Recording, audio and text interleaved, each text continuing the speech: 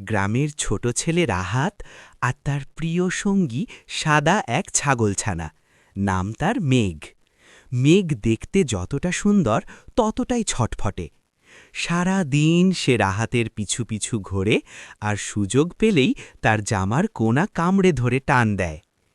একদিন রাহাত বাড়ির পেছনে বড় একটি নিম গাছের নিচে বসে গল্পের বই পড়ছিল।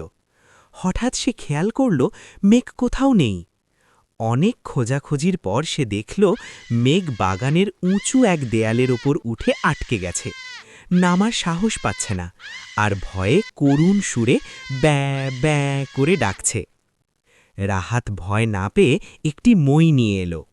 অনেক কষ্টে মেঘকে পাজাকোলা করে বুকের সাথে জড়িয়ে নিচে নামিয়ে আনল। নিচে নামতেই মেঘ রাহাতের হাতে মাথা ঘষতে শুরু করল, যেন সে তার বন্ধুকে ধন্যবাদ জানাচ্ছে। রাহাত হেসে তাকে জড়িয়ে ধরল। সেই থেকে তাদের বন্ধুত্ব আরও গভীর হল।